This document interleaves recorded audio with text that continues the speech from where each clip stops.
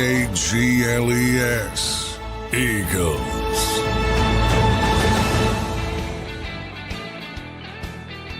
Welcome in, everybody, to a Thursday edition of Birds 365 here on JAKIB Sports, and a major turn of events yesterday. The Tush Push is here to stay. Man. Welcome into a Thursday edition of Birds 365. Johnny Mac, how you doing on this Thursday morning, brother? Doing well. Yeah, you got to give Jeffrey Lurie credit. All the Eagles do is win, and they found a way to win another one that everybody thought was going the other direction. And I think, I don't think the Eagles thought walking into that meeting that the Tush Push was going to be banned by the NFL, and they end up carving out the necessary votes, 22. They needed 24 to pass it. So the Eagles kept that firewall that they had. But it was interesting. I was talking to you before we got on. I think they duped the NFL, man. I think they duped them. And they duped them. And I wrote about this on Sports Illustrated for anyone who wants to look at it. They made it about themselves, and by making it about one play, they were able to keep that firewall. Because if you go back to Palm Beach in the spring meeting, it was 16-16. I mentioned the poor wording of the proposal by Green Bay because it did target the Eagles. And the whole point of tabling it was to rework it, and it was a much broader piece of legislation. But I think if you look at everyone, and I'm not talking about fans, I'm talking about media people from Adam Schefter on down, and the owners themselves in the room with a piece of paper in front of them with the broader legislation. Everyone looked at this as trying to ban one play. And that's why the Eagles won. Now, I tried to find out if they did that purposefully, if it was strategy. I don't think it was. But ultimately, it ended up that way. And what should have happened from the NFL's perspective, if they truly wanted to get it passed, and all indications are they did, Troy Vincent should have got up there, or Rich McKay should have gotten up there and said just one sentence, I just want to remind you, this is not only about the Tush Push, this is a broader piece of legislation. Bang. Maybe that would have, gotten people back on the issue, but they didn't do that. And credit to Jeffrey Lurie. Some interesting verbiage. Weird, very interesting verbiage. We'll get into that. To me, the funniest part I was telling Zander before I came on was Jed York telling him, yeah, dude, how long are you going to keep talking? Because we've all been in that situation with Jeffrey Lurie. When he gets going, man, he likes to talk. So, yeah, I mean, but from the Eagles' perspective, it's interesting. I think it galvanizes the fan base. I think it's a big win. I don't think there's any doubt about it. I think but from a football perspective, I've said pretty consistently, I don't think it matters that much other than it's a successful play for them. I think you kind of saw it the day before when the players were talking, and Jordan Mailata, A.J. Brown specifically, and they take it as like, dude, we do a bunch of shit really well. It's like this isn't the reason we're successful. And I think from the coach's perspective, they're like, hey, we work harder at this than people think. It's not just a bunch of guys pushing. So it's an interesting dichotomy. I think the players look at it like, come on, we're freaking good. And I think the coaches look at it as, come on, we came up with this. And I think both sides are right, to be honest. Well, the Tush Push is here to stay, baby. 22-10. John, the Eagles also beat the Packers in the playoffs 22-10. So there's a little bit of irony there. Yeah, by the way, there was a lot of, and I found that out as well, a lot of reporting. Guys, the Packers didn't have much to do with this at all. Well, we kind of mentioned this yesterday on the show where I was like, I wonder if they use them as kind of Trojan horse with no owner. They did. They do this with issues. They did the same thing with the line. The lines have nothing to do with the seating proposal. Also, the NFL used them and partnered with them. They do this to see, and this is another problem with the NFL. There's many problems, but they do it to see the public's reaction to it. So Green Bay gets all the shit.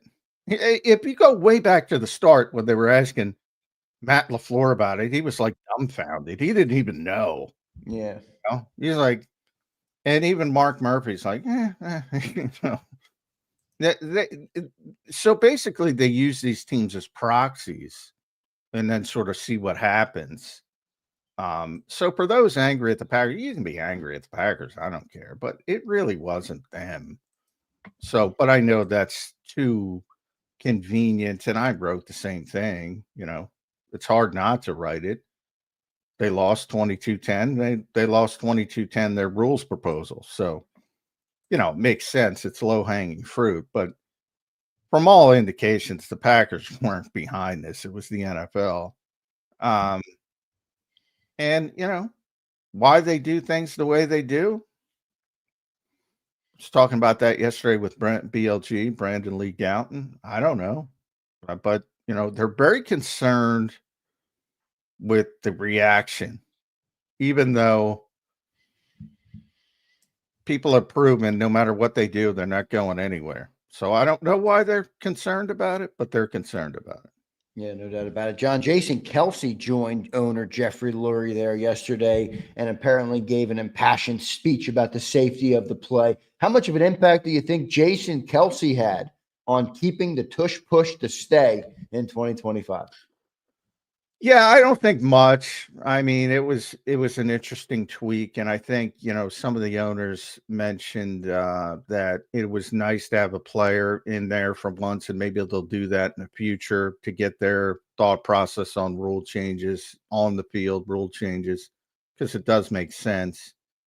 But I don't think the guy who doesn't get mentioned is John Ferrari, who's the Eagles' assistant GM. He was in there as well. He's their sort of rules expert, their football operations guy.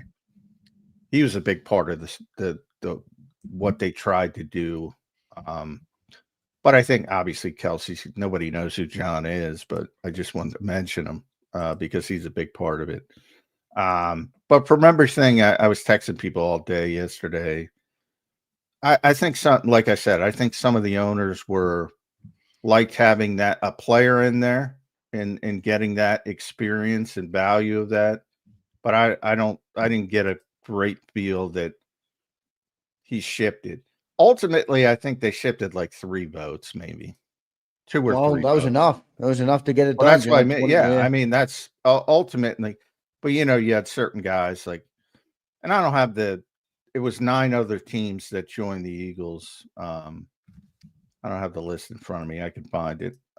There's certain teams, I think San Francisco voted against it because Jed York saying, hey, wrap it up. Right. Just putting up the Dave Chappelle sketch. Wrap it up. Some people were going to vote that way no matter what. But, you needed a firewall of 8, and they got to 10. And here are the 10 teams that voted with the Eagles for the tush push. Mark them down, Eagles fans. I'm sure you'll be giving them less shit this year than other fan bases. Eagles 1, Ravens, Browns, Lions, Jaguars, Dolphins, Patriots, Saints, Kellen Moore, Jets, and Titans. So majority AFC teams, and then the Saints and the Lions join the Eagles on the NFC side. Those are your 10 teams, John, that voted for the pushing. Yeah, and a lot of people, and it depends on, because I got some shit. Where's Shane Steichen? Where's Jonathan Gannon? Like, there's so much misreporting and misinformation on these rule changes. They're not voting, guys. Yeah, it's just it's owners basically, yes, right? It's owners, and depending I was wondering on who voted. No, this might be a sensitive subject, but I was wondering who voted for Indianapolis. Well, yeah, I mean, and we'll talk about that. Obviously, the passing of yeah. Irsay yesterday, and you know, it might be Ferrari for the Eagles, but the point is, it's not the coach. Yeah, right. It's an organizational thing. Yes. Deeper, a little bit deeper than the coach. Yeah. So I think people don't understand that because if we're up to Shane Steichen, Jonathan Gannon, yeah, they would have voted with Nick Sirianni. It's not up to Nick Sirianni. Well, I think it's obvious too. You know, like Crowley says, so the head coach doesn't have any say. And I don't know if they have no say, but do you remember what Todd Bowles said about it a couple of months ago at the other owners' meetings? Or I forget where that was. Maybe it was at the coaches' summit. You know, Todd Bowles was basically like, we need to stop it. What are we talking about? Get rid of the play. Yeah. And then the Bucs voted against it. So that's another indication of a coach who all organizations are a little like everybody's not the same. Some are going to listen to their head coaches more than others. Some are not going to listen to them at all. Some, you know, everybody's different, but coaches don't vote. So, you know, what they want, like, you know, if Jeffrey Lurie said, you know what, I'm not going, and he sent Julian or whatever, and he just sent John out there, and he didn't feel like, and he thought this is a waste of my time. I'm not gonna try to stop him from doing it, and if he went that direction, you know, that's not up to Nick Sirianni. It's not up to Nick Sirianni. You know, Nick can lobby him. Hey, go try, blah, blah, blah, whatever. But coaches don't vote on these rule changes. It's owners or owners' proxies. And they're generally. Yeah, I like what you said too. Certain coaches have more influence than other coaches. Yeah, it's not all cookie cutter thing. Yeah, it's a I do think, you know, for all the knock that we give Jerry Jones, I do think these are the moments where Jerry gives the information, whether he knows it or not. You know, that he definitely knows it. He knows. Yeah. Well, I mean, yesterday he talks and he's like, any play that's out of the ordinary gets extra scrutiny because of the competition. This is Jerry Jones. That's the fun part of having these meetings. Here we are. The world champion is the main focus of the tush push. And here we are debating it, having to decide, am I really against the tush push, or do I just want Philadelphia to not have an edge? And I sit there and fight that too. And then he admits the offensive line prowess is impressive. So you can tell Jerry Jones was like, do I not like this play, or do I just want to stop the Philadelphia Eagles? Yeah, I mean, Jerry, I don't know why people dislike Jerry. Is phenomenal for information like that. You know, I don't know how many people dislike him. I get it from the Cowboys Eagles perspective, the rivalry, but there you have it. He just an honest guy, you know. Of course, you know, he wants his team to win. But he points out what I've been saying, you know, it's got more to do with the freaking offensive line and the quarterback than anything else. Now, the coaching staff doesn't like to hear that, like I said, but the Eagles are successful because they have good players and they have a good team, and the coaches are a big part of that. So I don't know why they get so butthurt over it, but you know, here's the reality: 48 times in 2024, 42 times in 2023. 39 times in 2022. What are we doing here? I can't tell you how many people said, including myself, because I've said it, but I say it in a branding standpoint. The Eagles' signature play. How could your signature play be from a real world perspective, not a branding perspective? You run it 48 times in 18 games. I don't think it should be dumbed down like that. Like, you know, I hear what you're saying from a macro, like it's, you know, it's not many times. It's a very small sample size of what the actual football is being played. But did you hear Ben Johnson's quote yesterday? And I was like, I get what he's saying, but that's, Ben's you know, a weirdo. Football's a game of inches, though. You know, football's a game of inches, John. No, but those all I'm trying to say, plays. I'm not saying they're not. They're very important plays. I didn't say they weren't important plays. I'm just saying it's not a big part of what the Philadelphia Eagles do. They are good because they are good. And by the way, to get to 3rd and 1 or 4th and 1, you got to get the 9 yards before that.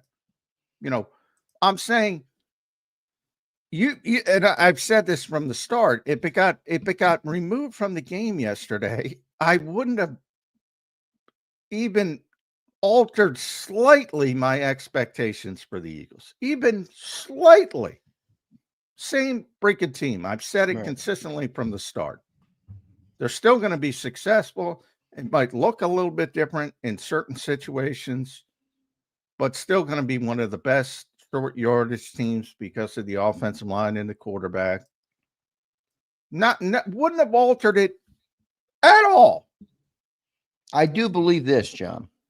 Had Jeffrey Lurie not pulled out the stops yesterday and gone the extra length that he did to go and present and get Jason Kelce and John Ferrari and go through that process, I believe that the tush push would have been banned. I believe Jeffrey Lurie helped save this play. Oh, no doubt.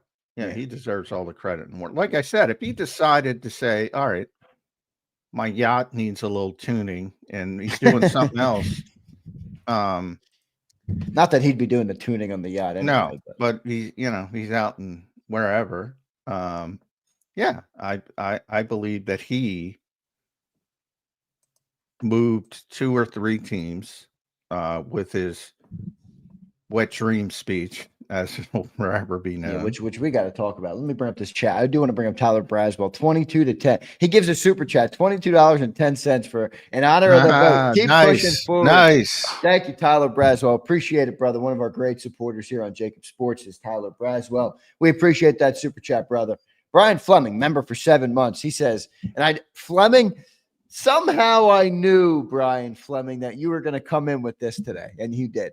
How about Lurie talking about wet dreams in front of the owners and Troy Vincent having to tell him to lay off the corn?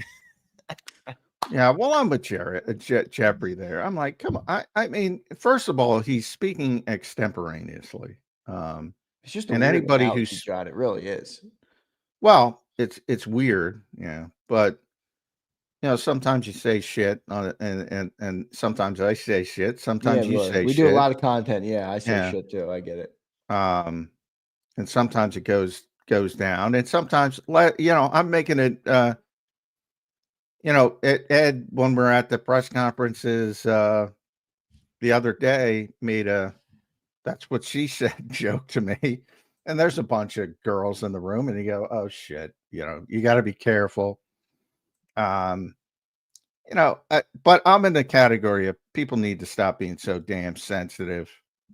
I mean, give me a break. Yeah, I agree. I'm not like one of the people that's saying, you can't say that. But I just thought it was a weird thing to say. Well, it's a weird path for his mind to take, but whatever. He's proud of the team, and he's proud of what they developed and what they were able to accomplish. And from their perspective, and I don't agree with them, but from their perspective, I get their perspective.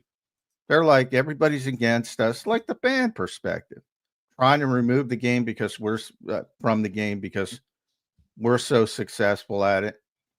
I get all that from the haters. Well, it depends on the day, because yesterday I said somebody said I worked for the team, and then today somebody said, well, McMullen wanted the tush push out of the game. First of all, I wanted pushing out of the game long before the tush push even existed. I thought it was stupid when they removed it in 2005. My only knock on that take is just like, is pushing one of the real problems of the modern rules in the game? Like, all the rules that have changed from the 90s, the 80s, and you would know a lot more about this than I do, to now. A lot of them, many people argue the game is dumbed down and the game is lesser, or the game is not as physical today, or all the different things. Is pushing in that? I don't think it is. Well, it wouldn't be at the top of my list. I got a litany of shit they've done to the defense. There's a lot of rules here before I get that. But as somebody who saw the game before it and after it, yeah, it's on the list. It's always been on my list. I don't like it. I've never liked it. I don't like the never-ending whistles. I think when forward momentum is stopped, the play should be over. And maybe part of that is because that's the way I grew up. So people today grew up with pushing as part of the game. So they're entrenched in that mode. But I'm not. Right. I grew up in a different era where it was like, what the fuck? I mean, play's over. So I acknowledge that, but watching the aesthetics of the game pre and post, it was better back then. Now, there's a lot of other reasons, though. And part of it is the dumbing down. Part of it is the lack of preparation. Those things are far more paramount to the lack of, the game being dumbed down and things like that. But I don't know how you fix that in today's era, because you have all the safety issues and blah, blah, blah. So I tend to focus on the things you can fix. And this is one, to me, you could have fixed. You should have never removed to begin with. And for me personally, it far predated, like I said, the tush push even existing. But yeah, but boy, the Eagles did a good job at swallowing up the narrative, John, because I like you you said did at a the start of the phenomenal show, job. Nobody, not Adam, not Rappaport, nobody. Not the owners voting. Yes, not Jerry nobody Jones talked about pushing being removed from the game. It was all about the Philadelphia Eagles tush push. That's what it was about. And it's that's a good job by the Eagles to control that narrative and ultimately get the votes 22-10. The tush push is here to stay, everybody. I'm tired of calling it that. I wish we stuck with brotherly shove. Jordan Mailata hates it. I call it the push play. Boring. But when I write about it, I try to. Now, sometimes you have to say tush push, but then I go back to push play because I hate it. Well, it's clearly become the branding for the play now, especially now that the owners have voted on it as the tush push. Yeah, and by the way, they put up 26 minutes on YouTube, John, of 26 minutes of tush pushes is what they called it. Like they were trolling yesterday, the Eagles social media team. Yeah, and that's fine. You can spike the football. I don't have a problem with that. But but one thing you said that I will correct you on, it's not here to stay. They can do whatever they want. They can bring it back next year. It's here for this season.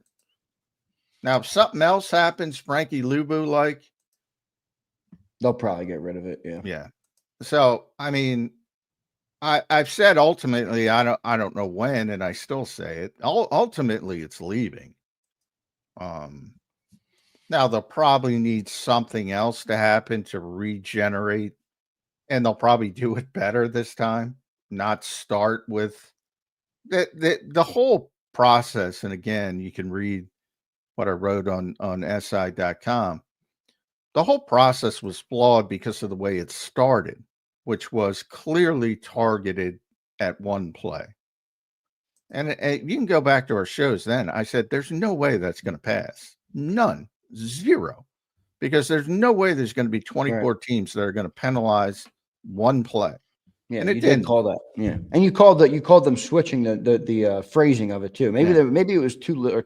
It was too late. It was too late in the process. And by then, it would have been different.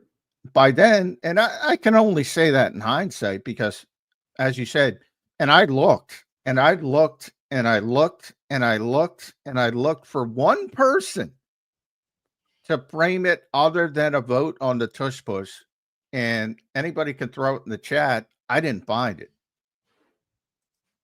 I did not find it. And that's not what they were voting on yesterday. But that's how it was. That's how everyone took it. And that was the brilliance of what Jeffrey Lurie did. And I don't even know if he did it on purpose because I tried to find that out. But if he did, it's even more brilliant. If he didn't, it's just, luck aligning because everybody bought it. But either way, it worked. And it's here. So you'll get to see him run it. Well, let's see. It's gone up from 39 to 42 to 48. So maybe they'll run it 50 times next season. Yeah, let's see what they end up doing. We'll get to all the super chats on this topic. One other quick, I wanted to run by John in this opening segment, and then we'll get to all super chats on the tush push conversation. John, the Hard Knocks came out yesterday. They're doing the Bills training camp, but in season they're doing the NFC East the entirety. Now, for those who remember or for those who watch Hard Knocks, John, I know you're not a big fan of the show, but last year it was the AFC. What was it? AFC North last year, I think, with the Ravens and the Steelers. So this year it's the NFC East. The Eagles will be featured. John, I mentioned you're not a fan of the show, but you got to tune in when the Eagles are on there, right? Probably not. Maybe not. I'll watch it eventually, but I mean, I'm there. I that's number one. But yeah, I mean, I used to like Hard Knocks when it first started, but then it became crazy so good when it first started. Yeah, when it came so formulaic and they do the same thing over and over again, and I know how and specifically with the Eagles, I know how they're not going to let anything on there that they don't want on there. So it's very edited, it's very polished, it's very so from that standpoint, but it'll be interesting for fans. They were on the Amazon show a couple years ago. I don't know if people remember that. I forget what Amazon calls their show. Yeah, I'm blanking on it too. It was a good one though. That was the Super Bowl season, I believe, with Carson Wentz and Nick Foles. Yeah, so I mean, it's always fun for the fans. What that show was basically a bunch of WIP. All or nothing. That's what that all was or nothing. All or nothing. Yeah. There's a bunch of WIP clips, and then they'd go into something in relation to them. And there's some interesting little tidbits. Like back then, I chuckled when how he had to get the darkest tint possible on his car so people wouldn't recognize him. Little stuff like that, but it'll be annoying for me because you have these giant cameras and the big scrums that are already a pain in the ass because of all the cameras. So selfishly, I'm like, yeah, I don't, but fans will love it. Yeah. Hard Knocks in season, everybody, will be the NFC East. It'll be Cowboys, Commanders, Eagles, and Giants all featured in that show. So that'll be pretty good, pretty interesting, at least for those who are football honks like myself and like to watch all the content during the season. I'm sure you'll be tuned into that. I think it's Tuesday nights or whenever it comes out. So we'll be tuned in for that. John, last piece of news I want to hit before we get to these super chats. Colts owner Jim Irsay passes away yesterday at 65 in his sleep. Rest in peace, obviously, to him. We'll pray for the repose of his soul and pray for his family. But your thoughts on Jim Irsay passing away yesterday? An interesting story, passed away in his sleep. It was like a late afternoon sleep. He was tweeting in the morning about the Pacers. So I know Jim Irsay had his litany of problems, but he did have a great story coming up in the NFL. Your thoughts on Jim Irsay's passing? Yeah, I mean, his final tweet was "Go Pacers." Good luck to Herb, the entire Pacers organization, and our city. I think our city's the biggest part, and that was a great game last night, by the way. Pacers came back to beat the Knicks for the basketball fans out there. But, Jim Irsay is just, first of all, gone way too young, only 65, but yeah. He's like a big deal in Indianapolis. I mean, like his impact on that community and that growing, and maybe like we're in a bigger city and you really can't have that kind of same imprint. But the one thing you'll see, whether it's Tony Dungy or Pat McAfee, I saw Pat, throw out something that was really heartwarming, He's a very eclectic guy, musician, love music, not like a normal stuffy NFL owner. Yeah, no, very different. Agreed. And he, he had some issues. He had some drug issues. He had some mental health issues, and he became a big, supporter of mental health charities and things like that because he knew how important it was. But just all the charity, all the things he did for the city and everybody, even the people you have to fire because you have to fire coaches, and they all come back and they talk about, what a wonderful boss he was. We all wish we would have the outpouring that Jim Irsay had when we do go, because we all got to go at some point. But there aren't many owners who were as well liked personally as Jim Irsay. And I think that says a lot because most billionaires kind of lose touch. And he's like, he had sort of, you never see a really rich guy with like an artistic mindset. That was sort of Jim Irsay. He's got his guitars. He's, just didn't fit in with that mentality of, again, the stuffy NFL owner billionaire.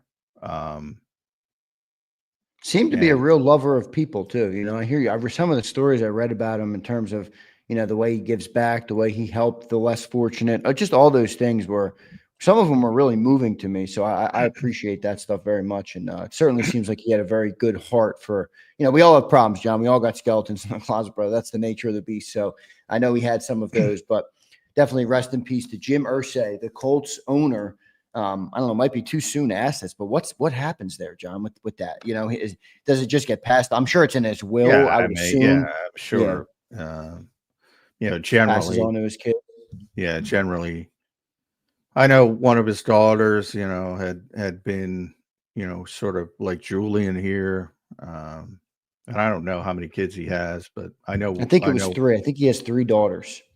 And I know one started sort of going, around and trying to learn the business. So, but sometimes in these types of situations, the kids want to sell the asset because it's worth so much. So these are always situations you have to keep an eye on as far as what's going to happen with ownership. But yeah, obviously it's going to be the estate's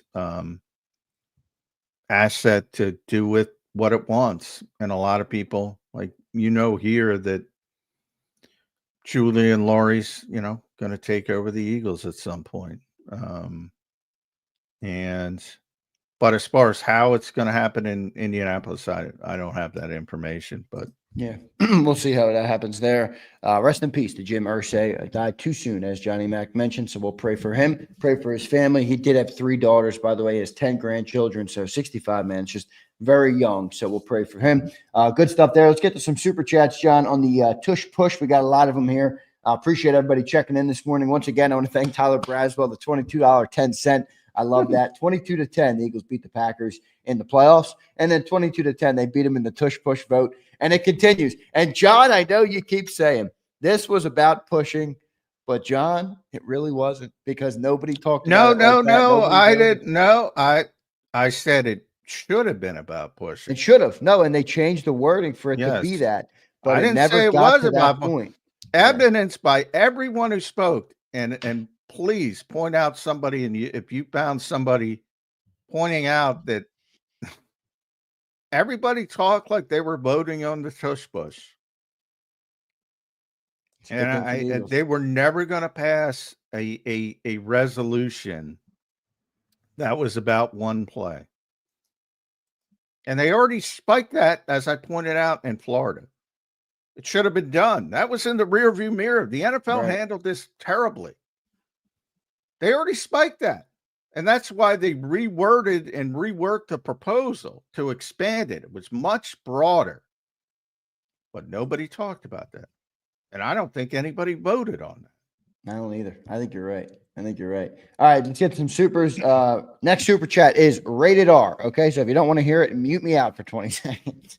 Brian Pumper says, Lurie walked in, dropped his nuts on the table, dragged it across Rodgers' face, drank some whiskey, and then walked out the door. Wow. That is descriptive there, Brian Pumper. I don't think Brian Pumper had a problem with the wet dream comment. No, he didn't. It sounds like it got him going a little bit, if anything. Yeah. So, yeah. Jeffrey did a good job. Although I did chuckle when I was told that Jed York said, yeah, come on, speed it up. Because I've been in that. Yeah. I've been in that position. I'm like, come on, dude, speed it up. Yeah, so for those who didn't see that, Jed York, the San Francisco 49ers owner, that was reported in the ESPN article. Jed York eventually said, are you going to keep talking here or what? Let me rant TV. Checks in with $5. Thank you, brother, for the super chat. And he says, do you think players are going to start faking injuries on the Tush Push next year and not out for the game, just getting shook up? No, absolutely not. Boy, what's WOPO mean? WOPO from Tacoma, Washington. So I assume you're from Tacoma, Washington. What's WOPO mean? Any idea? No idea. No, nobody's faking injuries because of the tush push. I'm telling you guys, the players don't even care that much. They really don't. You know, they know how to stop it. How to stop it is not to let them get to 4th and 1. You know, make it 4th and 5.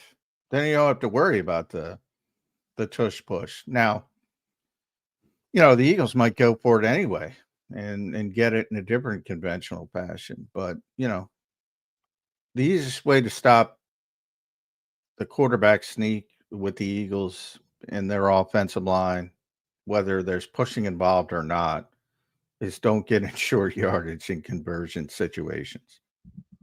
That's how you stop it. Players don't care. You know, you saw it with Jordan Mailata and AJ Brown when they thought it was going to be overturned. They're like, all right, we won't push. AJ's like, it's 1 yard. They don't care. Nobody's faking injuries. Yeah, no, I'm with you. I agree with that. How about speaking of the comment, the interesting comment that Jeffrey Lurie made? How about Troy Vincent standing up and kind of going right back at him?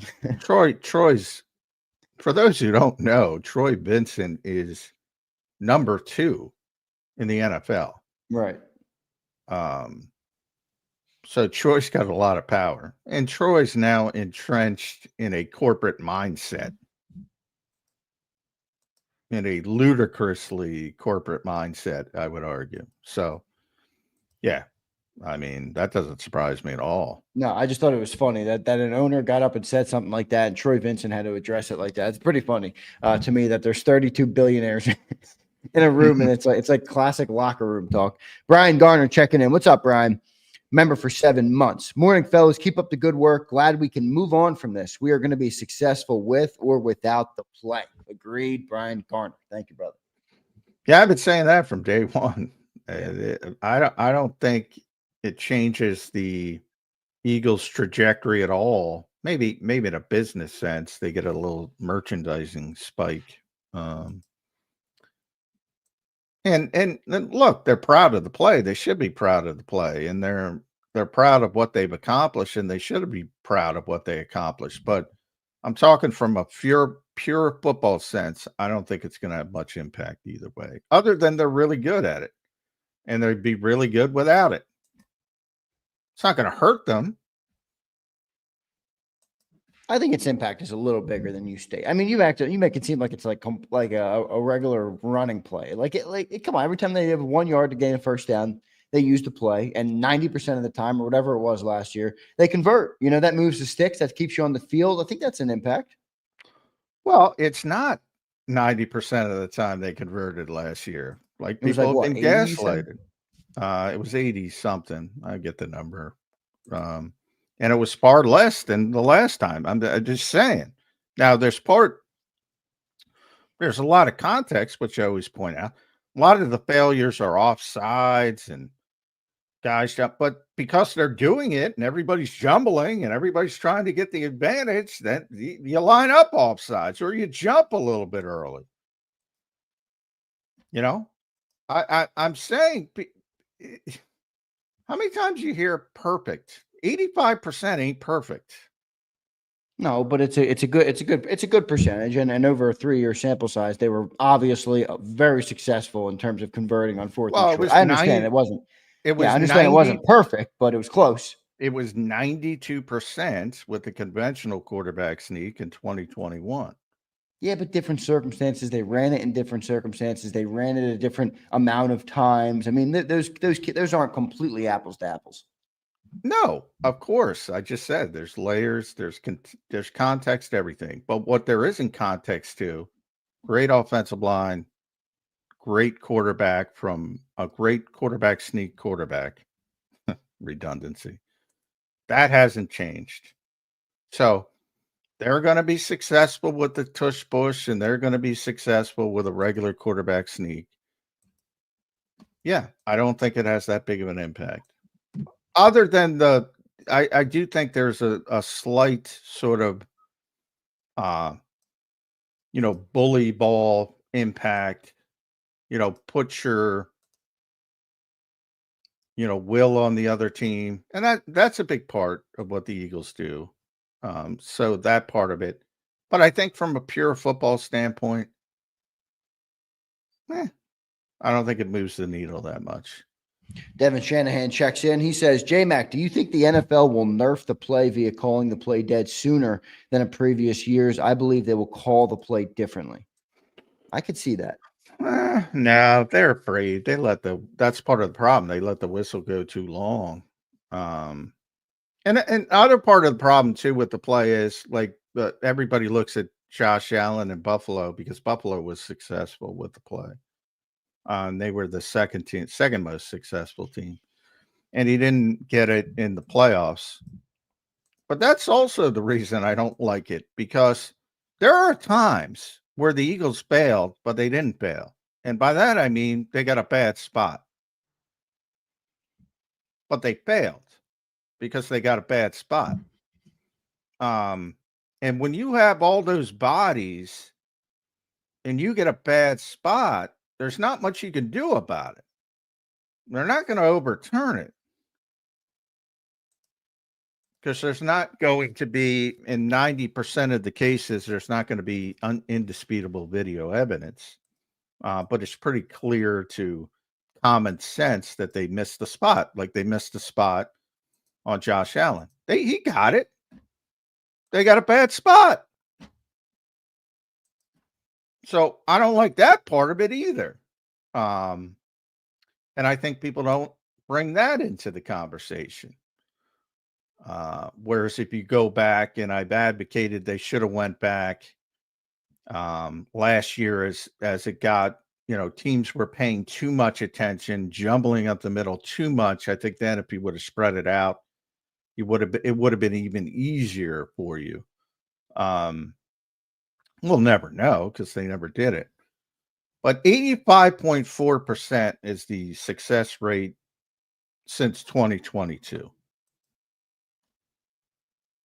I am curious to see if it looks a little different this year, not from the Eagles side, but from the side of the people who are trying to defend it. Well, I think defending it, and when you had a great sneak quarterback before the tush push, whoever it was, from Tom Brady on down, I always bring up Brad Johnson was phenomenal at it. There are certain quarterbacks really good at it. Jalen Hurts was really good at it in his first season as a starter. Carson Wentz was really good at it. So whomever, the same thing applies. That your conversion right then was 92%. So how do you stop it? Well, you stop it 8% of the time. But beyond that, you stop it by not getting into 3rd 1 and 4th and 1. That's how you stop it.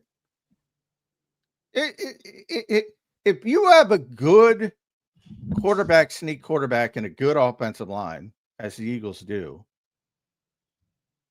it's a really effective play. There's no trick to stopping it. There's no figure it out, because I've heard a lot. No, but I think you can muddy the waters. That's what Frankie Louvu did a good job at. They didn't just get beat on the play. He threw mud in the water, in a big way. I think you're going to see more of that. Maybe not in the same way that Louvu did. If you go back to the Tampa game, they had trouble at the goal line, because they have Vita Vea. There's certain teams, that are built to stop it better. Yeah, and that, but as far as, even if you have Vita Vea, it's not like you're stopping a quarterback sneak in those instances like 50% of the time. It's still maybe 90% goes to 75%. You're still up against it because it's an easy play for the offense to convert if they have a good offensive line and they have a quarterback who can do it. And that's what the Eagles have. Jason A-Team checks in. A-Team, appreciate the super chat, brother. He's $10. He says the NFL is by far a media monster. just like they like to just put stuff out there just to get the crowd reaction and just for news, buzz, and clicks. People have been in a frenzy over this to a gaslighting point, as John's talked about many times. But he's right. I mean, they love this stuff, John. And in the offseason in May, and we've had 3 shows on Tush Push talking. People might be tired of it, but the NFL likes it. Yeah, I'm not even sure if Roger Goodell wants it out of the game, because there were too many mistakes here to make me believe that they were gung-ho on getting it out of the game. So maybe they just did want the... Right. You don't think it shows anything on Roger, does it? Like, typically Roger, when he makes his stance clear on what he wants in the game, has typically gotten it. You saw him backtrack. Yeah, that's why we all predicted they were going to get it, because typically when they table things, bring them back, they get it. But you don't think it's a showing at all of maybe a decreasing power or a decreasing, authority amongst the owners for No. I don't think so either. I'm just throwing it out there. Ultimately, the owners, Roger Goodell has no power over the owners. I mean, these are a bunch of, these are 32, the only guy who can tell Jeffrey Lurie to shut up is Jed York. Right. And the only guy who can walk in there and talk for 60 minutes about this kind of nonsense is Jeffrey Lurie. Right. Good point. It's a big club and we ain't in it. Roger Goodell works for them. Now, he's savvy and he steers them in the direction that he wants. And he's good at his job. And he knows how to facilitate that type of thing. Typically, but ultimately, at the end of the day, he works for them. One of the things they were talking about yesterday was an extension for him. They have to approve that. They can fire him anytime they want. So he works for them, not the opposite. And he's the highest paid guy in the NFL, including all quarterbacks. $64 million is his salary right now. So if he gets a new contract deal, it'll probably be even higher than that. So, I've always described Roger as the highest paid lightning rod on the planet, because his job is to take the shit that the owners don't want to take. Yeah. Do you objectively, do you think Roger Goodell does a good job as the commissioner of the NFL? Phenomenal job. Yeah, me too. Because his job, I get a kick out of, I understand that it's fun to boo him and everything, but there is not a commissioner in sports that is anywhere close to Roger Goodell. Not even close. Well, part of the reason I say that, though, is because I know what his job is, and his job is to grow the game and grow the his job description and grow the sport as a whole. And I remember he brought this up when it was like it was probably it had just crossed 10 billion as a generating revenue per year. 10 billion. It had just crossed that. And he was talking about, eventually I want to get it to 25 billion. And I laughed. I said, is this guy insane? Like, they had already, even back then, they'd pretty much maxed out where they could go. Right. It felt like a plateau was coming. Yeah. But in North America, because how higher can these TV networks go? And they've gone incrementally up, but the increments for the most part. But he opened up all these other avenues, and they're at like 23, I think now. He's right there. It's crazy. He's right on the cusp. And that's his job description. And he has handled it beautifully. So that's why he's going to get an extension. Yeah. No, he's done a great job. And then you have people like Twiz. Come on, Twiz. I could run the NFL and it would make money. Roger stinks. Okay, Twiz. I'm sure you could do the job that Roger Goodell does. Come on, Twizzler. Midnight Lexicon checks in $5 and he says, I don't like the idea that the NFL uses its historic franchises to test the waters of certain rule implementations. There will be many Luvus this year. Kind of a no, there won't. No, there won't. You guys have been gaslighted. That's what we said. Nobody's faking injuries. Like, this has been built up in people's minds. Nobody's Nobody's jumping off sides every play. They run it 50 times a year. Less usually. Most teams are going to give them a pass into the end zone. They're saying, well, we're screwed. It's not that big of a deal. It's been made up to be this big deal. The spotlight's going to be on the tush push even more so this year with all the happenings that have happened in the league. I know. Yeah, I know. But I'm saying this has really become an identity thing. The impact of the play is just grossly overstated. Always has been, and will only be more so next year. Good stuff there. Appreciate all of our super chats today from everybody in JAKIB Nation. The tush push is here to stay, and it's here to go on Birds 365. All right, I am done.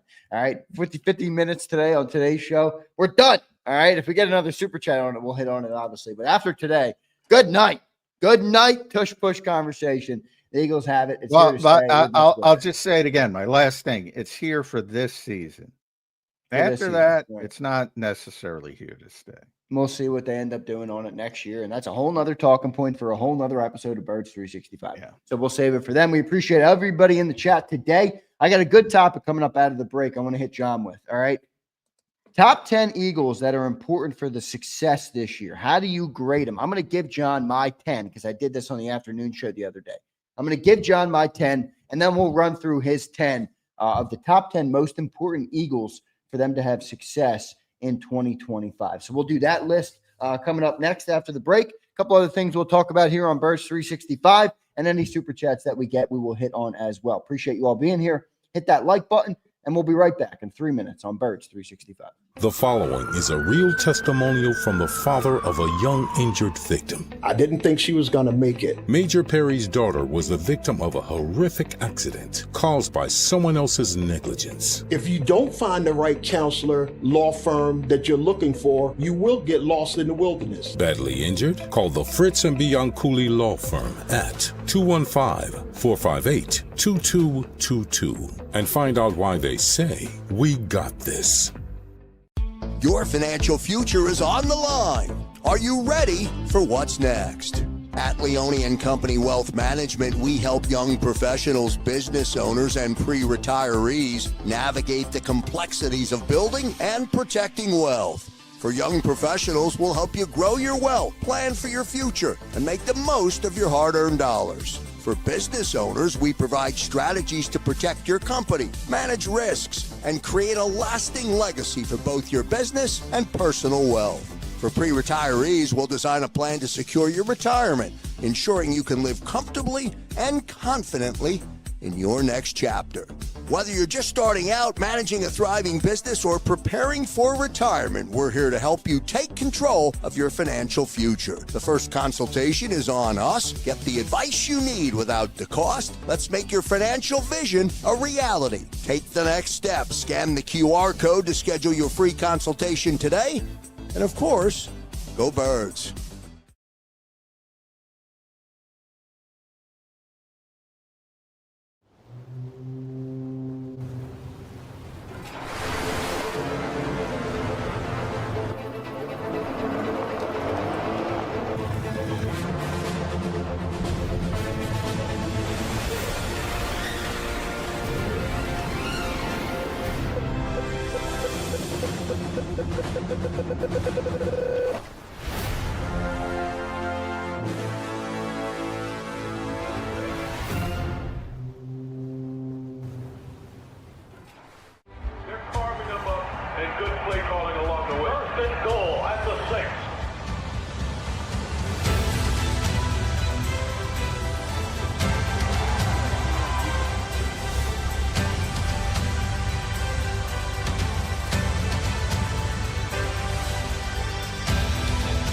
Field of life, First Trust Bank is there for you.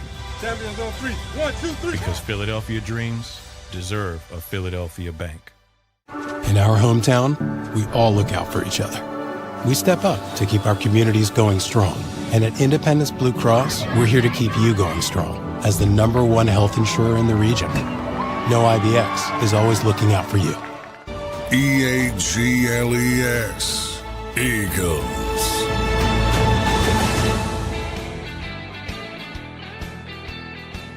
Welcome back in, everybody, to a Thursday edition of Birds 365 here on JAKIB Sports.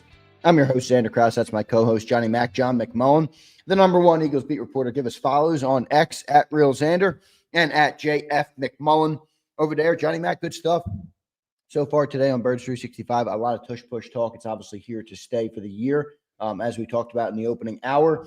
I do want to give people just an order of business. It's up Memorial Day weekend, John, already. Memorial Day weekend coming up this weekend here. So we'll have a Football Friday edition tomorrow, and then we'll be off on Monday for Memorial Day. So no show on Monday for Memorial Day. Obviously, it's a Memorial Day of memory for all those who have given their lives to protect this country, to defend this country, for us to be able to sit here and talk about football. So we'll take that day off just to give you guys that piece of business there. Can't believe it, though, John. Already Memorial Day, brother. Off-season is cruising, man. I thought it was next week. It kind of snuck up on me. And locally, it's bad here weather-wise, so that's going to be disappointing. It's been nice, and all of a sudden this week it's gloomy. I was thinking about turning on the heat last night. Boy. Yeah, it's really cold here, and I'm down still at the shore house. I'm getting out of here today, but there's no air in here, heat on down here. It's it's rainy and cold, so I almost put on a sweatshirt for today's show. But all good stuff there, Johnny Mac. John, I do want to get into this top 10 Eagles. I'm very interested to hear where you go with this. I'm going to give you my 10. I don't want to go 1-on-1. I'm just going to give you my 10 to give you an idea of where I went, and then we'll kind of go one by one. For you. So for me, these are my top 10 Eagles that are most important to the success of the team in 2025.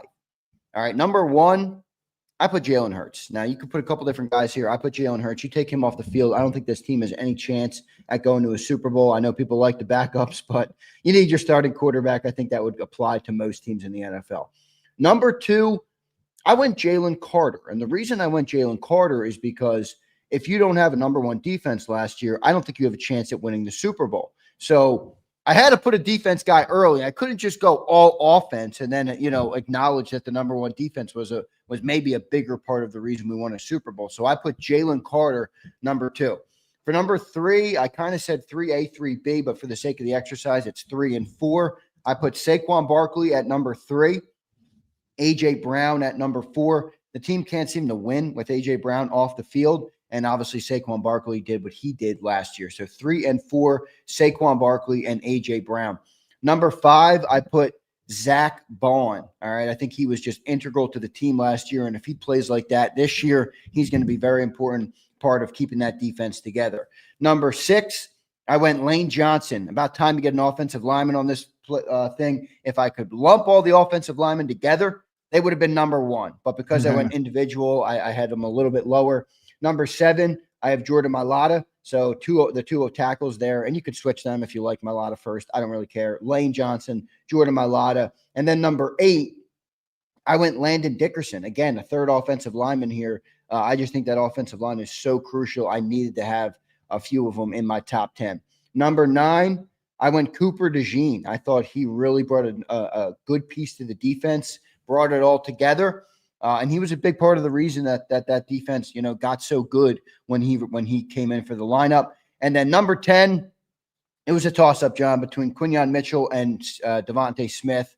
I went with Devontae Smith, a little bit of seniority for him there. So I went Devontae Smith at number 10. So just to run them back for you, Jalen Hurts 1, Jalen Carter 2, Saquon Barkley number 3, A.J. Brown number 4, Zach Bond number 5, Lane Johnson, number 6, Jordan Mailata, number 7, Landon Dickerson, number 8, Cooper DeJean, number 9, and Devontae Smith, number 10. What do you think of my top 10 there, John? Yeah, it's a lot of good players. So, I mean, that's more. We promised we wouldn't talk about the tush push, but as you see that listing of players, that's why the Eagles are good. Yeah, right. Because they have a bunch of good players. But yeah, I mean, it's always that whenever anyone asks me, and they ask me this a lot, it's the quarterback. It's always the quarterback. It doesn't matter who your quarterback is, and that's not any insult to Jalen Hurts. The most important player on any football team is the quarterback. Whether that quarterback is great, good, average, below average, terrible, he's still the most important player on your team. So that sort of baked into the whole thing. So he's definitely number one for me. Number two is Saquon Barkley, simply because they're going to play the same way they played last year until they need to shift. And if that's the case, then Saquon is, he's the guy. Until I see different, and I don't think there's going to be any management of snaps or things like that. They're going to roll with him, and they're going to try to replicate what they did last year. And then I'm almost tempted to go your way and go Jalen Carter's 3, but I'm not, because I think the most important part of this team is the offensive line. And so that's where I start the run on offensive linemen. Lane Johnson would be number one. And then you almost say, well, let me put Jalen Carter. No, I'm going to go Lane Johnson. I'm going to go Jordan Mailata. I'm going to go Landon Dickerson. Bang, bang, bang. Right in a row. Right in a row. So same as me in terms of going 3 in a row. You just had him a little higher up the board. I love it. All right, so 3, 4, and 5. You got Lane, Jordan, and Landon. I love it. And then I'm going to go.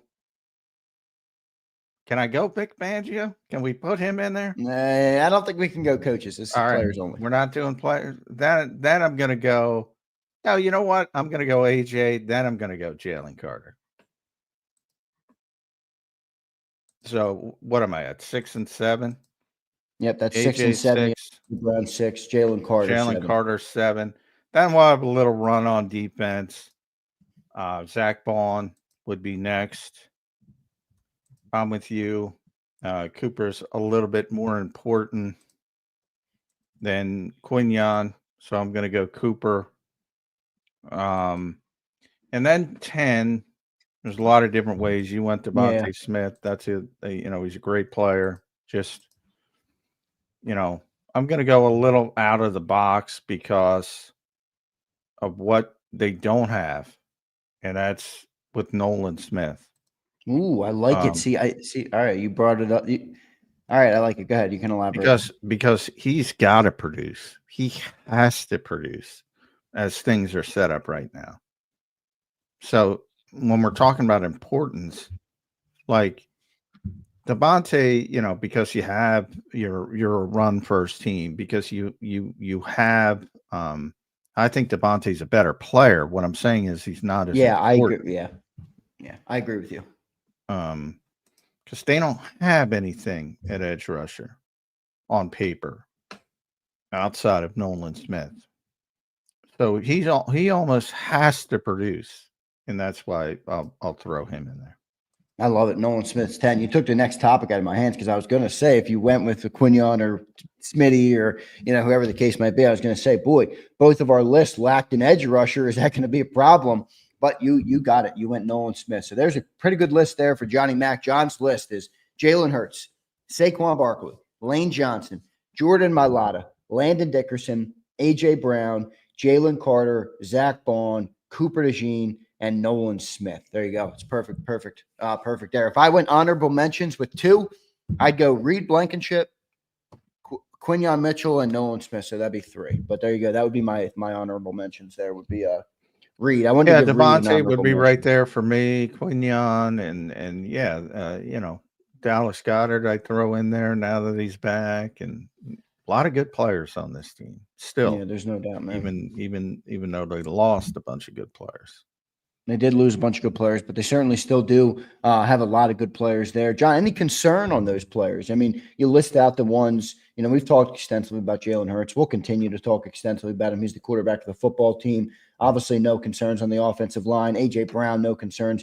Jalen Carter going into year 3. Zach Bond going into year 2 as this role of a player. Cooper DeJean going into year 2. And Nolan Smith really with only a 9 good game sample size, so a pretty small sample size of those players. Any concerns on those guys as they get ready to gear up for the 25 season? No, they're good players. There's concern over the assumption that the results are going to be the same. Like, I don't know how you replicate as Zach Pawn. I think he's going to be a good player. I don't know how he replicates last season. There's he was at the end of the year, he was making a play every game. Like, is that sustainable? A splash play? Probably not. There's going to be adjustments made to some of the younger players and their success.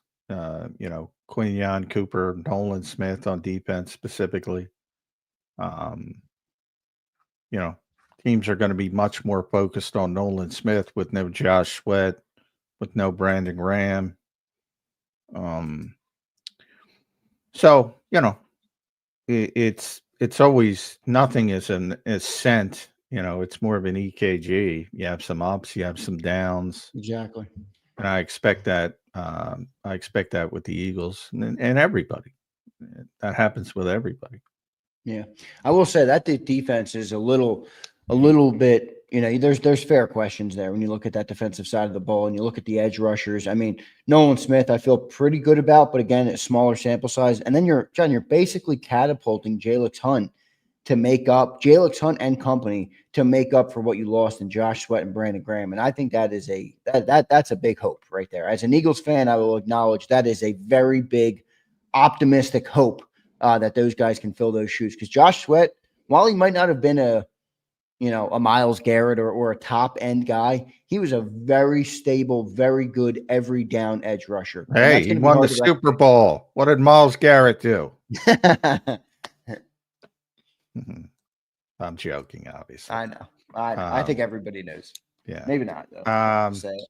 Yeah. No, Josh is a very good player. Very good player. And yeah, right now that's my biggest concern with the Philadelphia Eagles. Edge rushing on defense, the edge defenders. And who knows? I know Jahad Campbell was on WIP this morning, evidently said nothing. They have them locked down as far as, where is he going to play? When's he going to be healthy? But, for all there's been this give and take, and I think he's going to be ultimately, when he gets healthy, whenever that is, I think he's going to be a player that is not been seen here before. So I don't think people can envision it yet. But when I look at this roster and I look at how Howie does work in his history, there's one glaring hole. Or is there? Because if Jahad Campbell is going to be rushing the passer on third down, I can't believe he thinks that's not going to happen. I think that's the projection. Doesn't mean he can't play off-ball linebacker early on first down, second down. But on third down, I think he's going to be rushing the passer more often than not.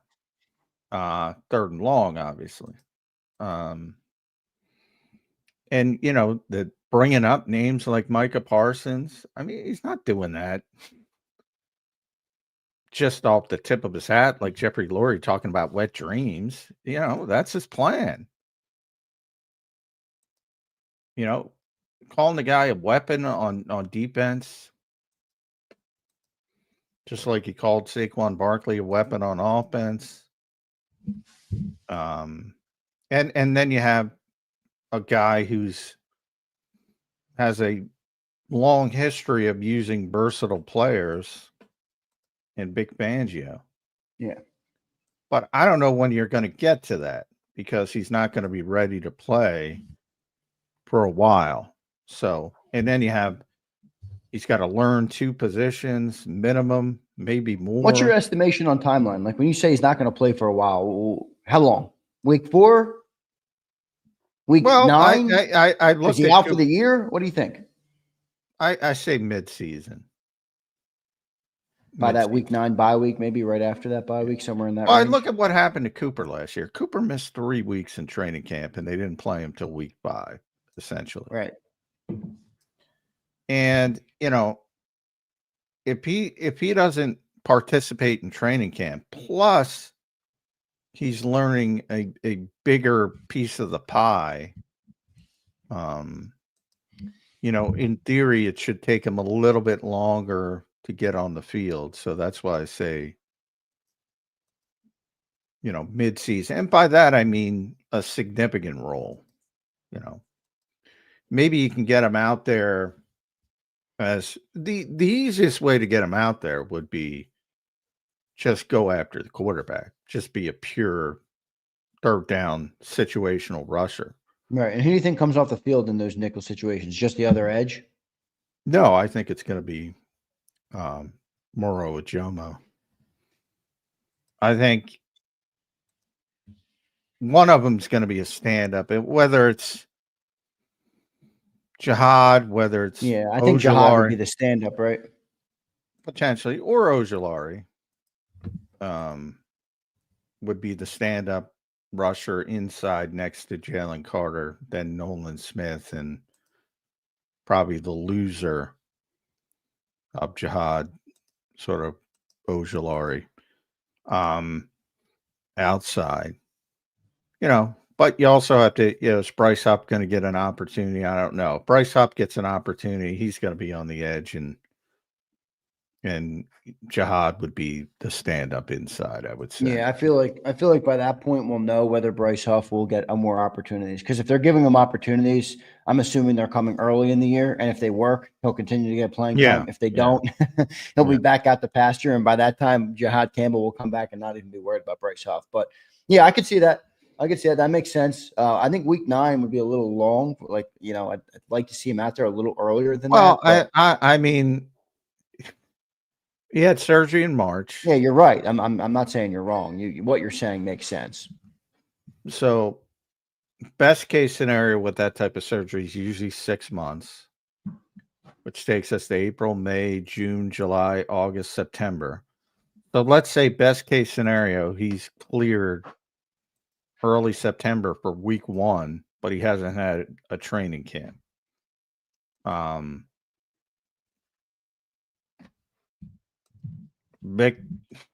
Everybody's different, but Cooper DeJean's a pretty smart football player, and he didn't trust to put him on the field after he missed 3 weeks of training camp and was back for the end of the summer before week 1, and he didn't give him a role till week 5.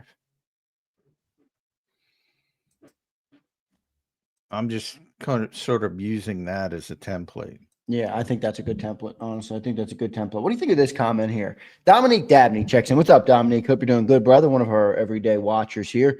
He says, I would argue that what we lack in true number 1 edge rusher, we make up for with incredible depth at that position. Now, this is being viewed 2 ways. Some people view the depth as a bunch of nobodies, and some people view it as you got a lot of guys, and Vic will be able to make hay with those guys. What do you see there, John? Do you think that Dabney's on point or off point here? Yeah, I don't look at that as a lot of depth. Like, to me, depth is, to use the baseball analogy, you got good starting pitching. Well, you got an ace, you got a good number 2, you got one of the best 3s, you got a good 4. Having 4 4s doesn't give you depth. Gives you a bunch of players are going to be exposed if they play starter level snaps. Do they have a bunch of NFL players who should be 4th or 5th guys? Yeah. I don't want a bunch of 4th or 5th guys. Like I said, the home run would be to figure out getting some kind of Trey Hendrickson type player, which is not going to happen. But you can look at like what Vic did last year, right? Like he didn't have a star at edge. Josh Sweat was not a star. He was a great player. Josh Sweat is laps ahead of Azeez Ojulari and Josh Uche and Jelix Hunt. I mean, just leaps and bounds. People don't give that guy enough credit. Brandon Graham, despite his age, before the injury, was giving them big time snaps. effective snaps. That dude was amazing late in his career. Granted, on a limited fashion. These were not bores. Yeah, You no, know? but there's no doubt that Josh Sweat is a better than what we have right now. I'm just wondering, like, when I looked at that defense last year, especially if you told me before the season, this is going to be the number one overall defense, I'd be like, they don't even have that many stars besides Jalen Carter. He's their only star. Everybody else is a good player, but not great. And it seems like he just put it all together and made it work. Like, there's a line of thinking, I think, that's going into this edge rushing group where Vic Fangio is just going to be able to craft up a masterpiece, John. Maybe we're putting too much on Vic. I think, well, yeah, Vic is going to get the most out of them. I think that's, but I think, nobody had them. I didn't have them as the number one defense. Nobody. And anybody who did is lying to you. Even Vic didn't have them as the number one defense. But, Josh had already been a Pro Bowl player, already a double-digit sack player previously. Coming off a bit of a down season for him. Milton Williams, everybody knew Milton Williams had a lot of talent, never got the opportunity, was blocked a little bit by Fletcher Cox. It's one of the reasons he bet on himself. But you knew he had talent. Quinyon Mitchell's a first-round pick. Cooper DeJean would have been a first-round pick if he didn't have some injury concerns. Those are young players, but young players with significant talent. Zach Baun, outlier, tremendous story. And then you have the incremental improvement of Slay, who's just rock solid. CJ is just a playmaker. Development of Reed Blankenship. So you don't have CJ Gardner-Johnson. You don't have Darius Slay. You don't have Josh Sweat. You don't have Milton Williams. And the guys there, some of them have a little bit of upside, but they're also completely unproven. Like, if you want to lean on the depth at edge rusher, like, those are not the upside guys. The upside guys are Ringo. The upside guys are Campbell. Whether it's linebacker or edge rusher. Even Sidney Brown or Makuba, upside. Not Adoree Jackson. Yeah, what's your confidence level on Ringo? He's an interesting one. Well, he's not going to be Darius Slay. Maybe 2-3 years down the road, he can turn into a big time player. But right off the bat, you're going to take a step back. Hopefully, as Jim used to call it, Jim Schwartz, you got to get the startup costs out of the way. So you got to be ready for some hiccups. Can he handle it? Because you're going to get shit on in Philadelphia when you get beat as a cornerback. Can he handle that? There's a lot of things that go into it. Yeah. But he's not going to be Darius Slay right off the bat. I think I'm comfortable in saying that. I joked about that one piece from one of the film guys that, I'm not picking on him, but called it a seamless transition from CJ Gardner-Johnson to Andrew Makuba. I'm like, what are we talking about here? I mean, maybe 2 years down the road, maybe Makuba's even better. But that dude made plays. CJ, pain in the ass, but he made plays. More confidence right now, or more concern right now? Edge rushers or secondary, where you lost Slay and Gardner-Johnson? Are you more concerned? What's bigger concern? By far. Oh, really? I think mine is secondary. No, edge rusher by far number one. It's been number one. It will continue to be number one. I'm a little high on Jalen Hunt. I just feel like that guy's going to be a player, man. Yeah, I'm not as high as you are. I think there's upside, like I said, but a big leap, and he's still very young player, very raw player. And if he's out there for significant snaps, and he might have to be, I think the more he plays, the more he gets exposed a little bit. But hey, just like I said, sometimes you got to get those startup costs out of the way. You know, some of these tackles in the NFL, you know, if they get their hands on them for 60 snaps, it could be ugly at times. Yeah, I'm with you. And that's why, you know, I think getting a headliner, as they call it, main eventer, whatever you want to call it, as edge rusher, and all of a sudden Smith is your complement, and all of a sudden, you know, Jelix is your third guy. I think that's fine. You're one, but you need the main eventer, which is hard. It's hard to get. And you don't even need 17.5 sack guys like Trey Hendrickson, but you need Josh Sweat. Yeah. But it seems like you're a lot more confident in the guys that are coming in for, I mean, you did lose Gardner Johnson, Slay, and Isaiah Rodgers in the secondary. So it seems like you're more confident in their replacements than you are in the replacements at the edge. No, I just think edge is more important. Okay. Because I'm not confident that they can replace Slay. I'm not even that confident that they can replace Isaiah Rodgers, at least to the level he played last year. But you know, you hope he doesn't have to play. You don't want your third cornerback to play as much as Isaiah Rodgers did. You want, you know, that's a full-time position. You want Quinyon to play the entire season and Keely Ringo to play the entire season. And Cooper as well. So, you know, and I think Cooper will, in the rare instances the Eagles only have two cornerbacks on the field, I think it'll be Cooper and Quinyon, but that's a blip on the radar. The depth is not great. Although Adoree Jackson, I think, is fine. The problem with Adoree Jackson is you don't want him to be the starter. And I think you're Mac McWilliams or somebody like that. We went through the 5th round pick thing last year.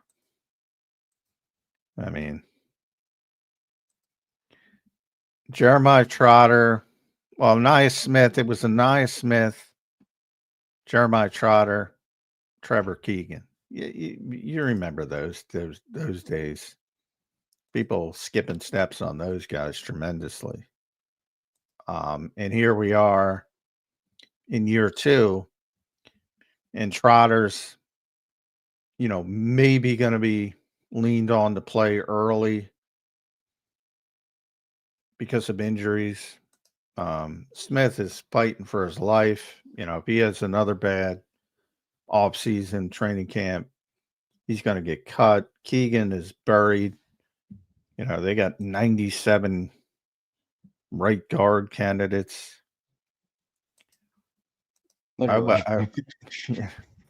Tends to be what happens with day 3 picks. Not, you know, and hey, maybe Trevor Keegan, because there's no guarantee. I'm not a big Tyler Steen guy. I think he's a better tackle than a guard. But his arms are short. Kenyon Green was so bad in Houston. You know, maybe Jeff Stoutland unlocks something. Is that Rutgers guy a sleeper? You know, it's interesting because Zach, our buddy Zach Berman, he was when I was down there, he took exception to what I said about Holland Pierce. He didn't agree with it. And all I said about Holland Pierce, as you remember, I think his agent did him a disservice because he's a tackle. And the Eagles are loaded at tackle. So, you know, generally when you're talking about undrafted kids, you want to find a spot where they have a better opportunity to compete. Now, I also said, and I pointed out to Zach, maybe they're playing the long game. And you get to work with Jeff Stoutland, and that helps you over a summer. And then in your second opportunity, wherever that is, you know, you take that and you run with it. But in theory, usually you want to find a guy an opportunity to make a 53-man roster if you can. And he has no chance to make the Eagles' 53-man roster because they're so deep on the offensive line, specifically a tackle. Now they'll get them through waivers and get them on the practice squad if they want. So it kind of depends on your question. Is he going to be relevant this year? Not a shot. I mean, think about it. They played him at right guard at rookie camp. There's no veterans there. They have Tyler Steen. They have Kenyon Green. They have Matt Pryor, who was a damn good right guard last year, albeit with a bad team. They have Trevor Keegan, and they even have Drew Kendall, who they're gonna, cross-train because he's gonna make the team. And if you're a backup, you have to be able to play multiple positions. Yeah, so where's Holland Pierce getting in that conversation? Yeah, that's tough. That's an uphill battle for Holland. And Pierce. that's a guard. He's 6'8.5", 360 or whatever. Right. I'm not even bringing up tackles because you have Lane Johnson, you have Jordan Mailata, you have Kendall Lamb, who's been playing in this league for a very long time and is a very effective player and has been a starter. And Matt Pryor, who can play every position except center. Yeah, I mean, good luck with that. Going back to the defense, there's always injuries, but yeah, no, I hear you. Going back to the defense, do you believe there will be a defensive player with 10 sacks this year on the team? They had none last year. Real quick, I didn't even bring up the fact they drafted Miles Hinton and Cameron Williams at tackle in front of Holland. Yeah, I mean, it's absurd the amount of depth they have. Anyway, somebody's got to go. I mean, we'll see what ends up happening there. But yeah, a lot of bodies for Stoutland to work with. Somebody's got to get to 10 sacks, and it better be Nolan because I don't think anybody else is capable right now on this team. So we're not going Bryce Huff, right? Well, I know people chuckle, but I still say it's the second best alternative on this team as we stand here today on the edge. Now, problem is I'm not Vic Fangio. And I know Howie would agree with me, but I don't know if Vic will agree with me. I mean, you can make a strong argument that Bryce Huff is the best pass rusher on the Philadelphia Eagles, just from a trade standpoint, demonstrated performance standpoint. That's a tough comment to back up, John. No, it isn't. It's an easy comment to back up. All right, let's hear it. Because everybody's about incoming chats. Ready? What the hell? What the hell? He's got more sustained success in the NFL than anybody else. Well, who's going to argue differently? I'm not talking about on the Eagles. Why is it even a conversation? I mean, you don't know what he did. Because we watched them shit the bed last year. Maybe we're just blinded by that. But yeah, you're gonna have a lot of pushback. You could take out maybe you're blinded by that. Yeah, but that's the reality. It's not a guess. It's not a projection. That's what he did last year. He was a nothing burger. Yeah, last year. The 2 years prior, he earned a $51 million contract because of what he did at the NFL level. Yeah, well, I'm wondering if when they called Joe Douglas to come back, Joe said, "Yeah, I would have steered you away from the Bryce Huff contract, gentlemen." I mean, look, again, people are thinking how he's an outlier. Yeah, it's bizarre. It's bizarre. There were at least four teams on Bryce Huff. He was one of the biggest free agents available that year, from the standpoint of people going after edge rushers. Did it work out? No. But when people saying, how could you say that? It's easy to say that because nobody else is proven to the degree to get a $51 million contract in the NFL. You can project Nolan Smith, but it's a projection. Yeah, but Nolan Smith is more of an ascending player as a young player. He doesn't have as much experience in the league. I agree with that. That's a different conversation. You said make the case. It's not even close. If we're blinded by the season last year, is there a chance you're blinded by the Jets seasons? Well, the Jets seasons happened. Well, last year happened too.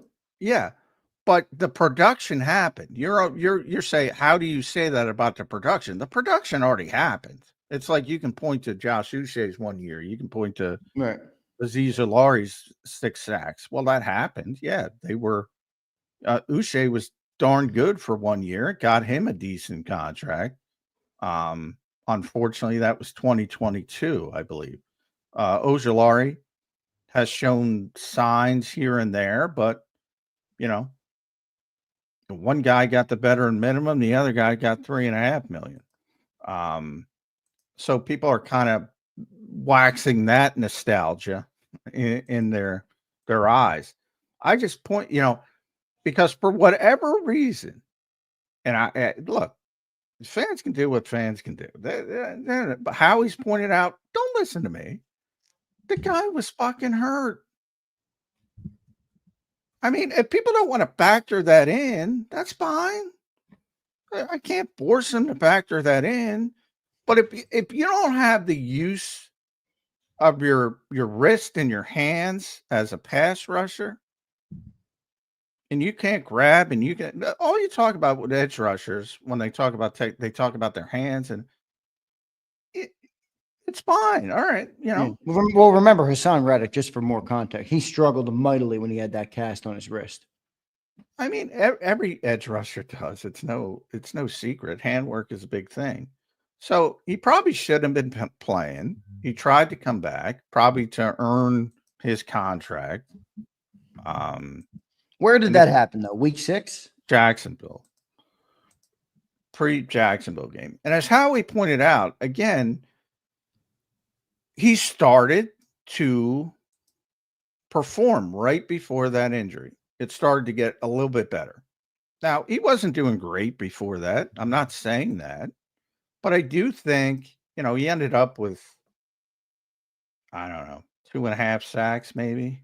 Yeah. Well, this is where, and I hear what you're saying, where some of last year is a little fuddy, but John, you use a term often, regression to the mean. Like Bryce Huff so far, 2 sacks, 3.5 sacks, 10 sacks, then back to 2.5 sacks. Like he regressed to the mean last year. Well, he didn't. I know sacks aren't everything. I don't even like. Yeah. I don't even like them as that. He didn't play a lot early in his career because he's an undrafted guy. And that's another thing people hold against him. So you go through that incremental, right? So 2022, he led the NFL in percentage, pass rushing percentage. And 2023 was either second or third. So he's top 5, granted, as a part-time player. So a lot of it is projection. But again, the Eagles weren't the only team projecting him, as again, he had about 4 or 5 teams after him, willing to pay him a lot of money. And it was all projection. I mean, that's half of it. The number of sacks, because, people get caught up in the sacks.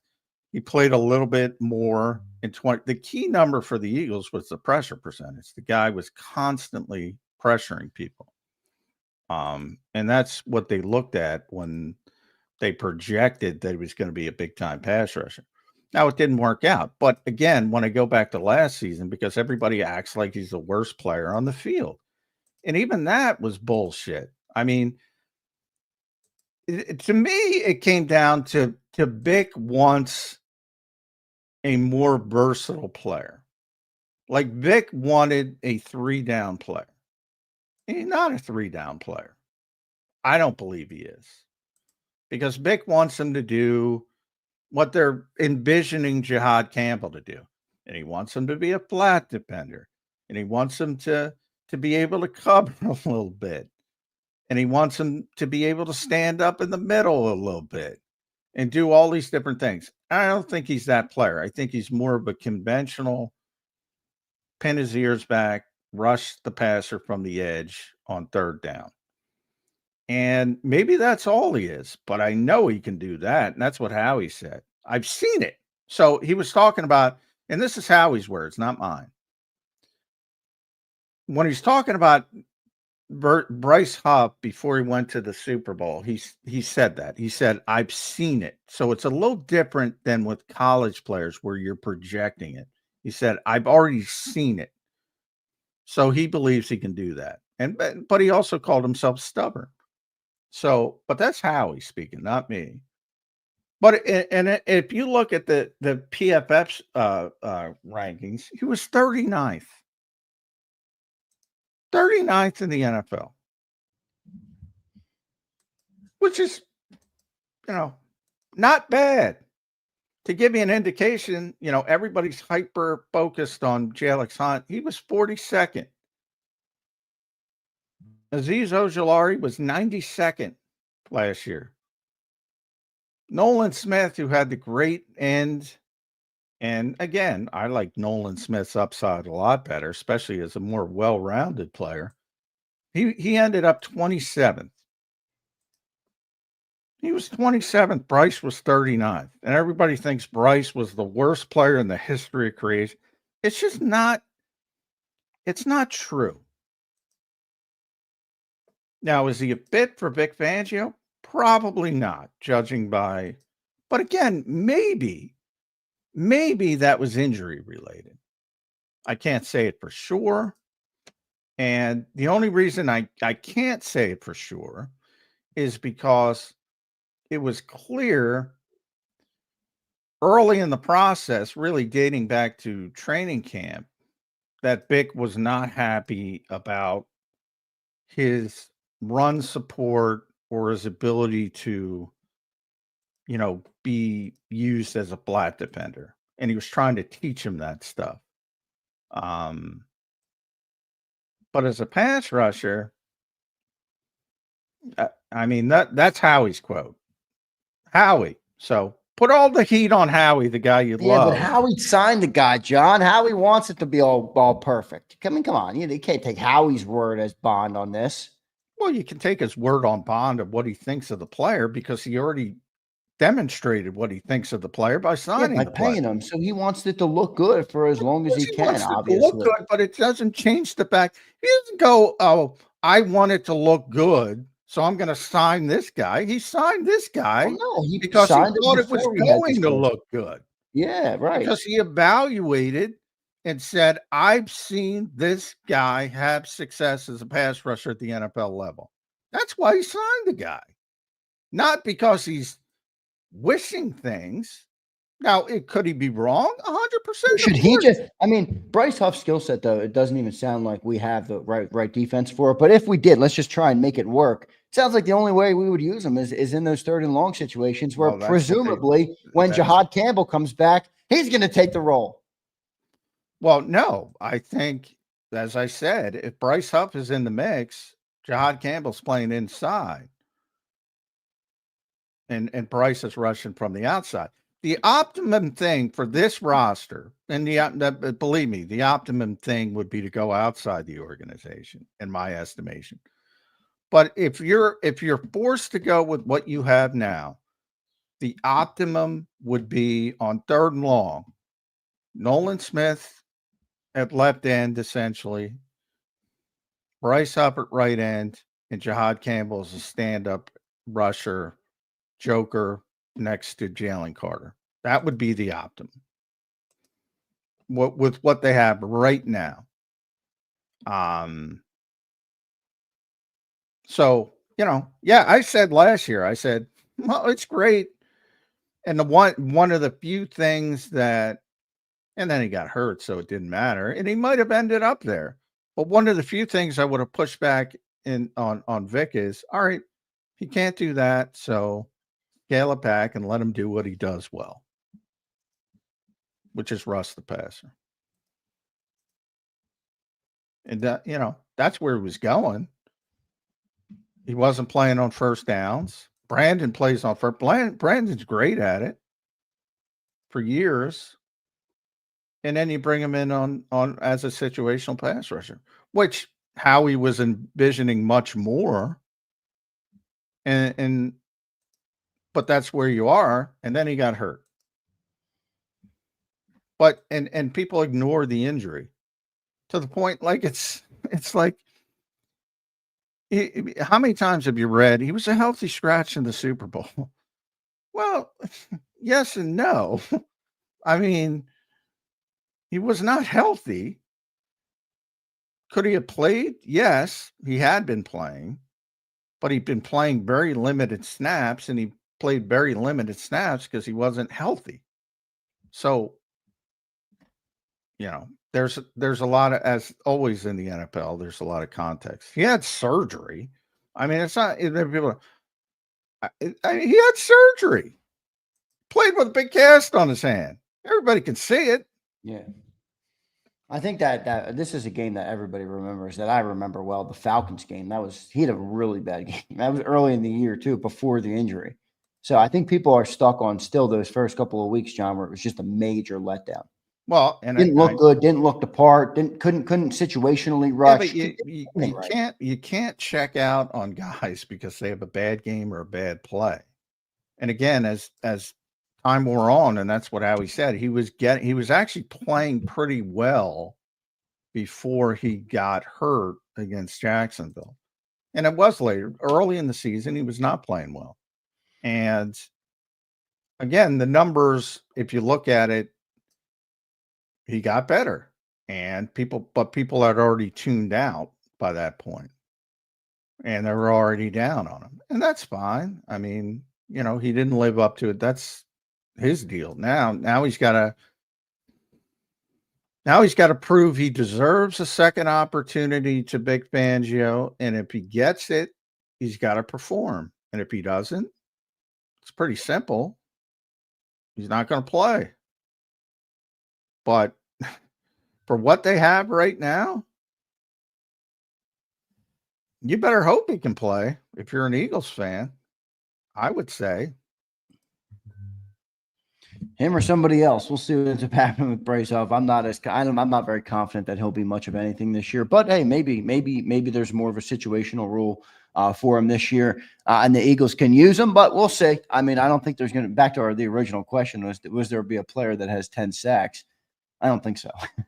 Maybe Nolan Smith, but we'll see. Well, Nolan should get to 10. You know, from the standpoint, if he's healthy. I mean, that to me is obviously you have to play a certain amount. So he's got to stay healthy, and he got hurt. Imagine if that was just the 9th game of the season, the Super Bowl, and then Nolan's gone for the season. So, he's got to stay healthy. If he plays 17 games, he better get to 10 because they're really in trouble if Nolan Smith doesn't deliver. Then they're really in trouble on the edge. Yeah, I don't like that. Is by far the biggest concern about this team from a talent perspective is the edge rushing situation. Yeah, we'll see what ends up happening there. The other guy that I think is interesting, John, this year is Jordan Davis, just because, I think we've defined very well in this show what Jordan Davis is. But my question is more about what do the Eagles want him to be? Like, do they want him to just be the best version of what he is right now, early downs, run stopper, and nothing more? They don't have any desire for him to be a 3-down player? Or is their goal for him, or their desire for him to eventually be more of a 3-down player? Now, I don't know. I think that all comes down to what Vic Fangio sees in the player, and I think that would determine how much they would be willing to give him on his next contract. But I do think that's an interesting thing to watch with Jordan Davis. Yeah, I don't know how he could become a 3-down player. I don't know why anybody would want him to become a 3-down player. Well, the Eagles. Do you agree with this? The Eagles originally wanted him to become a 3-down player. Sure, but now that everybody's seen it, I don't like for him to be a 3-down player would mean you don't have another pass rusher inside. I mean, that means Moro Jomo can't play. That means Campbell can't play as a joker. That means Ojulari can't play as a joker, inside rusher. And that's just the way the NFL is going to get 4 pass rushers on the field in NASCAR packages. Like, in what world do people want Jordan Davis on the field in 3rd and long? Now, do you want him to get better as and he did in the playoffs. And there's another guy who had a damn good year in his role that nobody knows, Jordan Davis, because he's damn good at what he does. But for whatever reason, that role is not, because there's no splash to it, rare splash to it. But, when they drafted him, did they want him to be Dexter Lawrence or somebody like? Sure. But now, like what? Like somebody's got to come off the field. If Jordan Davis is on the field on 3rd and 10, who do you want off the field? Moro Jomo? Yeah, people might say they haven't. I think a lot of Eagles fans are high on him. Not that big of a deal. How do you get? And again, if you don't care about Ojulari, you do, but you don't because you don't like Huff, whatever. Could be Jalix Hunt, whoever you like. Then one of them's got to come off the field. Somebody's got to come off the field if Jordan Davis is on the field on 3rd downs. And he's not that type of pass rusher. And he's never going to be that type of pass rusher. Now, can you always get better? Yeah, you already got better. You saw him break through in the playoffs for a couple sacks, and people are obsessed with sacks. His role is to get 1st and 10 to 2nd and 10.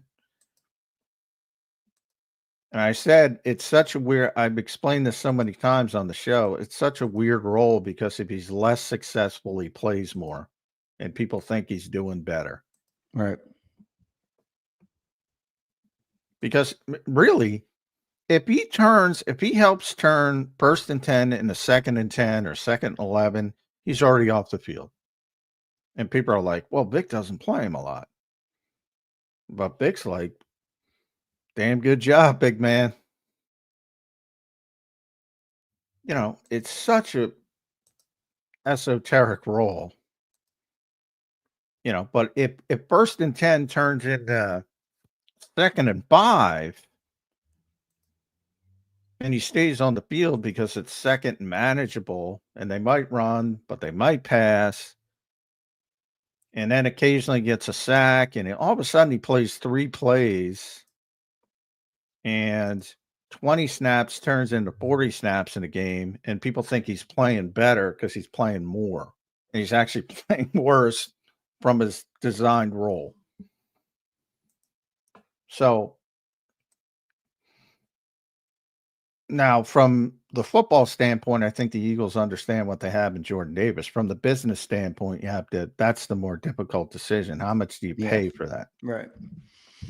If they're good with that's the next question, right? Like what is the value of that type of player, when you don't want him to be a 3-down player? We'll see what ends up happening there. Johnny Mac, got a couple minutes left here on the show. Today we wrapped up the Tush Push conversation, which is here for to stay for this year, for this upcoming season. Do you think they will go back to the drawing board on the Tush Push next year, or will they let it go? Depends what happens. There's another. I have a feeling they're going to let it go, but we'll see. You're right.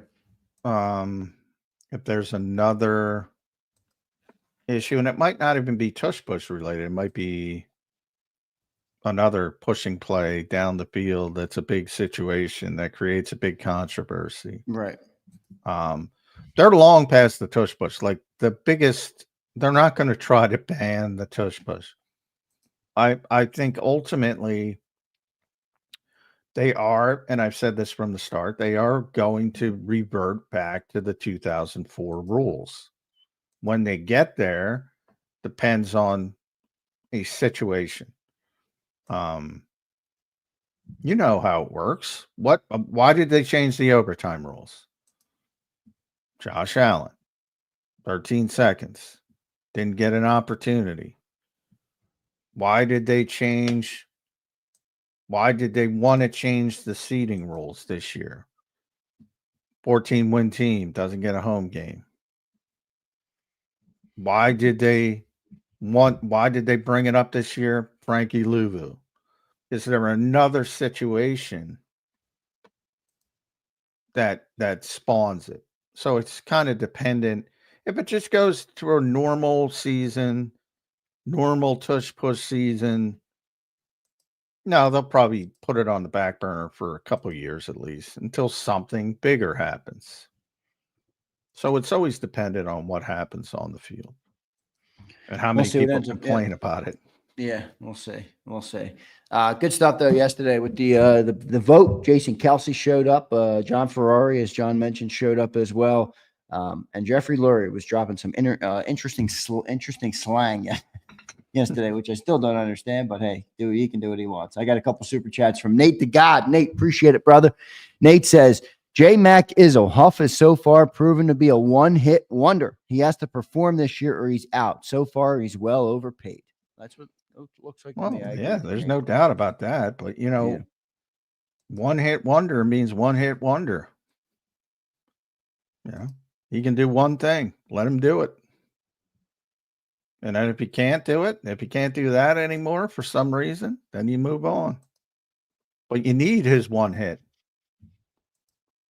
For those who saw the wonders, that thing you do. Let him do that thing he does.